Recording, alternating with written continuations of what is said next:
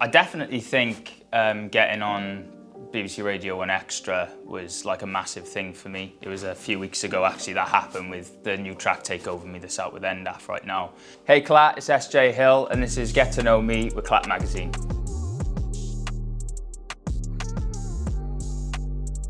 There's quite a few influences. I would say John Mayer's a massive influence, like Chris Brown, like a lot of like jazz, blues, soul, like R&B. There's like so much music that influences what I do. It's hard to like pinpoint like an actual influence, but I would just say the music that I was brought up on.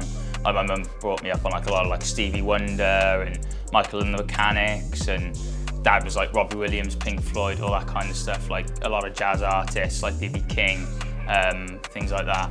So yeah, I think all that kind of inspired me to definitely do the music that I'm doing now.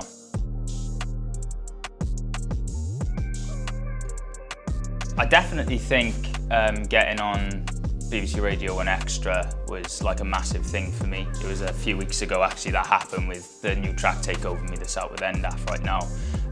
Yeah, that was huge because we worked so hard to like get national radio play and we've tried for so long. So to be included in that a few weeks ago was, I think it was the Cardiff Touchdown show that he was doing. So obviously, yeah, to be involved with like other Welsh artists that are doing some really, really cool things right now and being that like calibre of people was a massive achievement for me. So I would say that was like the biggest interaction so far.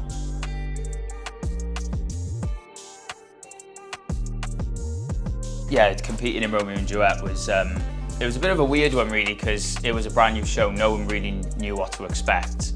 I was kind of poached really on Instagram. And then we kind of went from there, went into like a Zoom meeting, chatting about like the music I like singing and things like that. And like I've never done like dating shows and stuff before, but it was like a singing dating show. So I was quite intrigued by the whole process of that. I just thought I'll give it a go. I got nothing to lose, and again, it's an opportunity to like show my voice off on like national telly and things like that. And if I get a date out of it, then that's like a bonus. And then yeah, going into it, yeah, it was just like really cool to like meet Oti Mabuse and all the producers and things like that. And then obviously it was in front of a live audience as well. So I think the whole day was like a bit of a blur, to be honest, because so much happened, there was so much to process. But yeah, I think winning that for me was like incredible. And then from that and being shown on the telly, I managed to kind of kickstart my career for sure in terms of like getting onto like BBC Radio Wales. I had an interview with Anna Ryder Richardson and that was a really cool experience. And then from that then I managed to get onto like the Honey Sessions project, and then that's when I met NDAF and we collaborated on a few songs.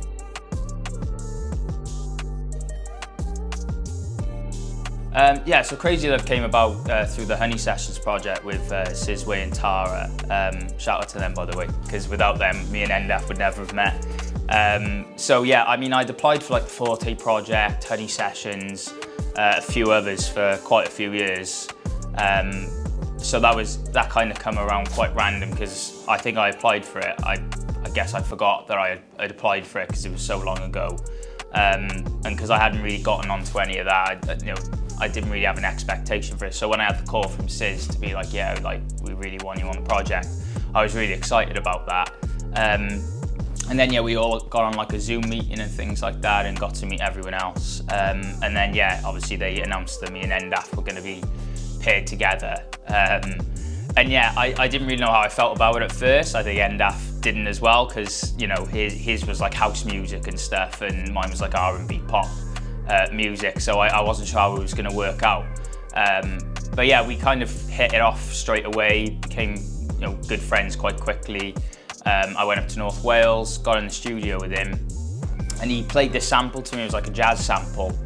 And with a beat that he'd made like quite a few years previous, and I just fell in love with it straight away. I was like, okay, I think that's the track, like let me write something to it.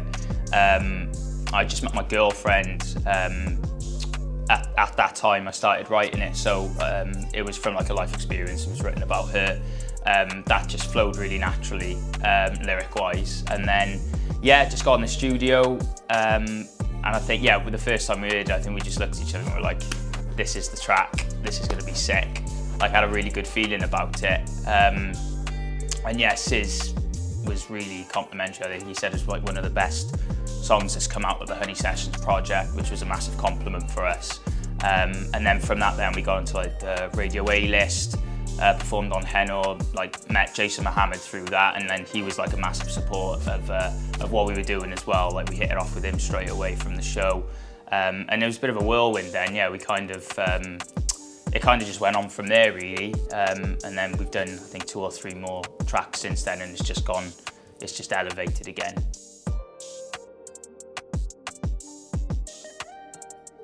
Yeah, I love R&B music. Again, grew up on a lot of R&B music with my mum and dad, so that's always been like a massive part of my life.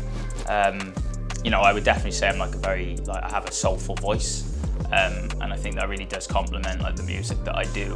And I do like to kind of get the high notes in and bring like the R&B vibes to it. And I definitely think R&B at the moment, especially in the Welsh music scene, is kind of taking off as well, which is amazing because I don't think it gets the credit that I personally feel it deserves. So yeah, that's why I love R&B music.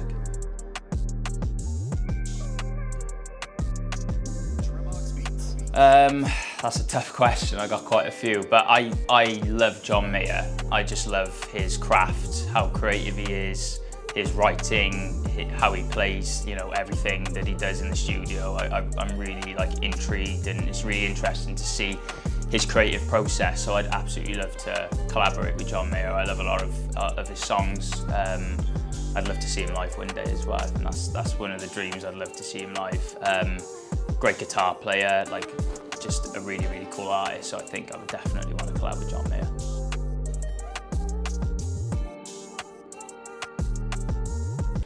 I actually think Endaf is like a very underrated artist. I don't think he gets the credit he deserves. Like he's so sick. Like he does a lot of like Welsh music, even the English stuff that he's doing now. Not just with me, he's like collaborating with other people as well.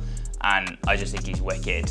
And I know he's highly rated within the Welsh music industry, but I still don't think he gets enough opportunities. And I think that's one thing I would like to see is Endaf getting more opportunities because he fully deserves it.